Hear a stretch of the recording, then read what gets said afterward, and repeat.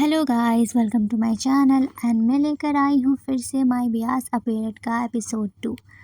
तो जो नायजुन होता है वो सियोल को अपने स्कूल में टूर करवा रहा होता है, उसे घुमा रहा होता है कि हाँ इस जगह पर ये है, इस जगह पर हमारा क्लिनिक है। वो सब कुछ स्कूल में उसे अच्छे से समझा रहा होता है और चलते चलते ही नायजुन अपने मन में सोचता है कि मुझसे ना कंट्रोल ही नहीं हो रहा, मुझे समझ में ही नहीं आ रहा कि मुझे क्या करना चाहिए। मैं बहुत ज़्यादा खुश हूँ। वो अंदर ही अंदर बहुत खुश हो रहा होता है। तभी सियोल कहता है, मिस्टर नायजुन कितना सुंदर है ना। ये सुन कर के नायजुन उसकी तरफ देखते हुए कहता है, क्या कहा आपने?" तभी फिर से सियोल कहता है, मैंने कहा कि ये कितना खूबसूरत है। तो फिर से नायजुन कहता है कि क्या मैं? तभी सियोल कहता है, नहीं, ये स्कूल कितना खूबसूरत है ना। और ये सुनकर के बेचारा थोड़ा सा ऑकवर्ड हो जाता है और वो खुद से कहता है कि ये कितना एम्बैरसिंग है मेरे लिए। और तभी सियोल उससे पूछता है कि नायजुन आप क्या सोच रहे थे? तो वो कहता है कि कुछ नहीं, मैं भी स्कूल के बारे में ही सोच रहा था, कितना प्रिटी है ना। हाँ। और वो टॉपिक चेंज करने की कोशिश करने लगता है बेचारा। फिर वो सियोल को देख कर के कहता है, स्कूल के अंदर का तो सब कुछ खूबसूरत है, आप बाहर चलो, बाहर में भी बहुत खूबसूरत है सब कुछ। और वहाँ पर तो चेरी ब्लॉसम भी होगा। और फिर वो उसे बाहर लेकर आता है। फिर वो एक बिल्डिंग को दिखाते हुए कहता है कि ये एनेक्स बिल्डिंग है और अगर आप इसके पास से जाओगे तो वहाँ पर गार्डन और बैक गेट भी मिलेगा आपको। वही ये सब बताते हुए नायजुन थोड़ा सा डर रहा था, मतलब वो इतना ज़्यादा एक्साइटेड हो गया था और वो नहीं चाहता था कि उसके ब्यास के सामने उसकी बेइज्जती हो। लाइक होता है ना कि कोई घबरा जाता है एकदम खुशी से, तो उसके साथ भी वही हो रहा था। और इसलिए वो कहता है कि अब हमें अंदर चलना चाहिए। वैसे भी टिफ़िन ब्रेक के बाद तो स्टूडेंट्स बहुत सारा आ जाएंगे तो बहुत भीड़ हो जाएगी। और तभी सियोल उसके पास आता है और वो उसके काफ़ी करीब होते हुए उससे पूछता है कि मिस्टर ना, आप मुझे अवॉइड क्यों कर रहे हैं? मुझसे आई कांटेक्ट भी नहीं कर रहे हैं। क्या मैंने आपको को टीचर चूज़ करके गलती कर दी है? क्या आपको निराश कर दिया है मैंने? बताइए ना।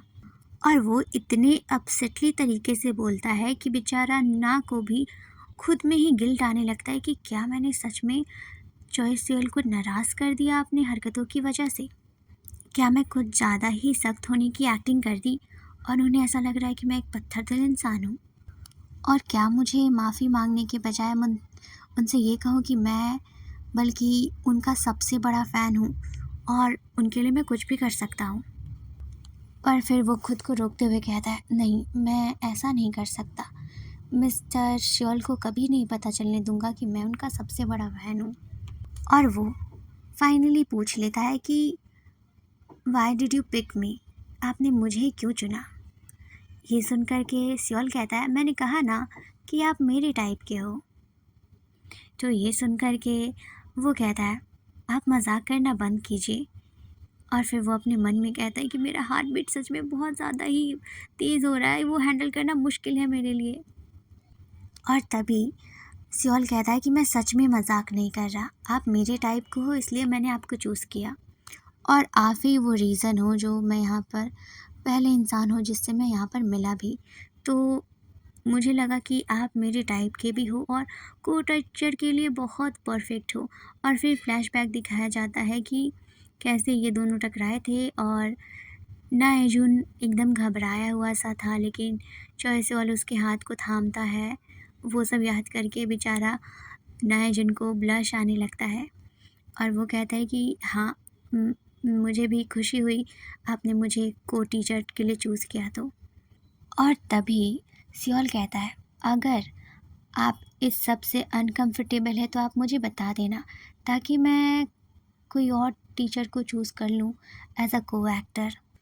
वही मिस्टर ना अपने मन में सोच रहा होता है कि यार ये कितना क्यूट है, ऊपर से ये जब ऐसे बोल रहा है तो और भी ज़्यादा क्यूट किटन जैसा लग रहा है, मेरा तो दिल बाहर आ रहा है। उसका सच में यही हाल था बेचारा।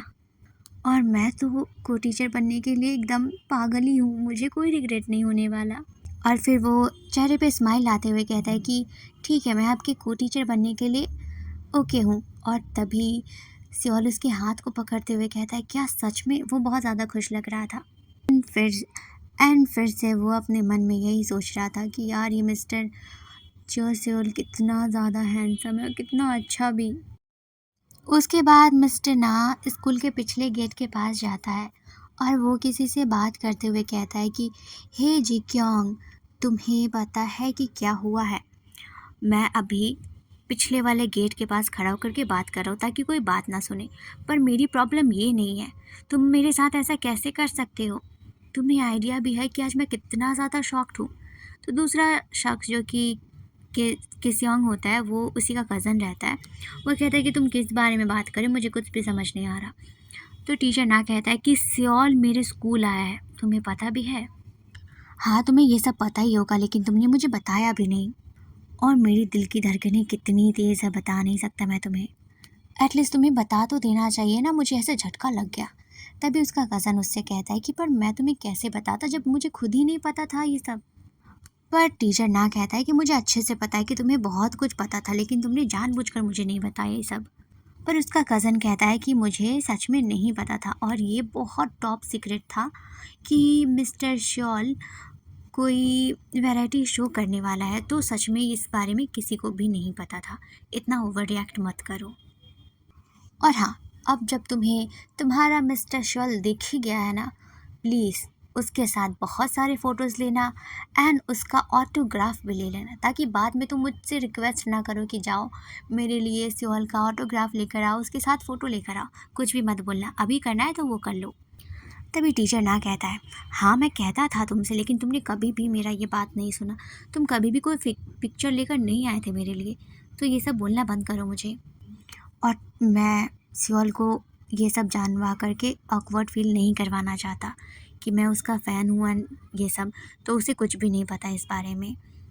तभी उसका कज़न उससे कहता है, लेकिन तुम करोगे कैसे कि उसे पता ही नहीं चले?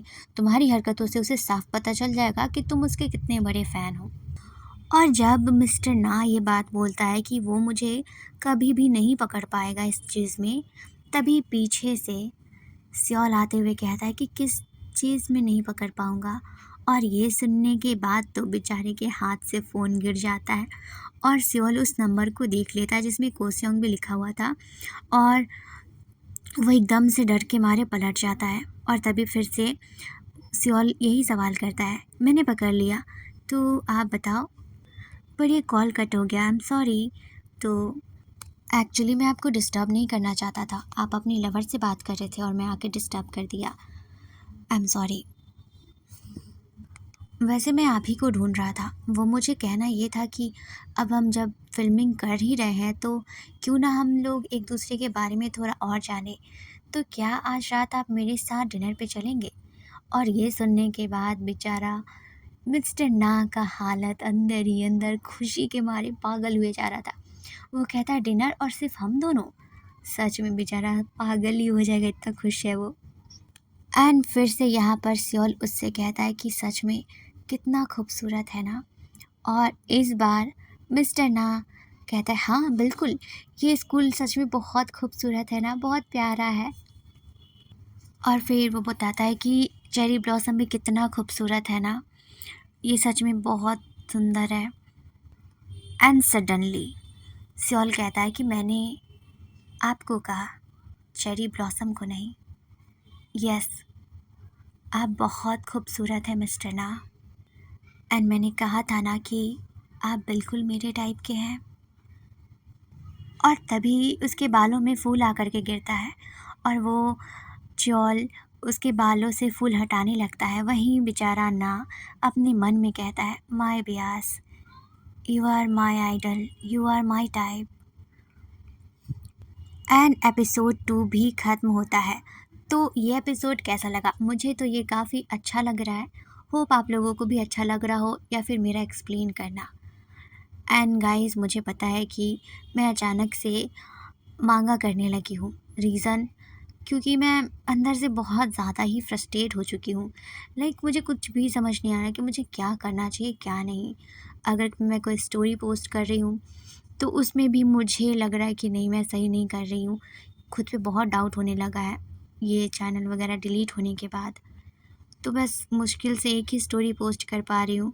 मैंने माय परफेक्ट हस्बैंड का पोस्ट किया भी था तो उस पर अच्छा रिस्पॉन्स नहीं आया, देन मैं उसे डिलीट कर दिया था। एंड हाँ, किसी एक का रिक्वेस्ट है ना कि मैं माफिया स्टोरी लिखूं, तो मैं नहीं लिख सकती उसे, लेकिन प्रतिलिपि ऐप पे मैं उसे ज़रूर लिखूंगी और मे बी शायद मैं उसका बुक रिलीज़ करवा दूँ, बट अभी नहीं। मुझे भी वो स्टोरी काफ़ी पसंद है, पर मुझे डर लगता है कि शायद उस स्टोरी की वजह से मेरा पुराना चैनल डिलीट होगा। सो प्लीज़ गाइस, मेरी प्रॉब्लम को समझो। मैं सच में अंदर से बहुत ज़्यादा डिस्टर्ब होने लगी हूँ। मुझे समझ नहीं आता कि मेरे चैनल्स के साथ क्या होता है, या फिर मैं स्टोरी अच्छी नहीं बना पा रही। सब कुछ एकदम से मिक्स्ड अप हो गया है एंड इसीलिए मैं कंटिन्यू भी नहीं डाल रही कोई भी पोस्ट, क्योंकि मैं चाहती हूँ डालना और रिकॉर्ड तक कर लेती हूँ 20-20 मिनट का, पर खुद पे इतना डाउट होता है कि मैं छोड़ दे रही हूँ सच में। तो प्लीज़ मुझे बस थोड़ा सा टाइम चाहिए खुद को थोड़ा समझाने के लिए कि नहीं, मैं ठीक कर रही हूँ, बस सिचुएशन अभी सही नहीं चल रही है। ओके, सो मिलते हैं नेक्स्ट एपिसोड में। Bye bye.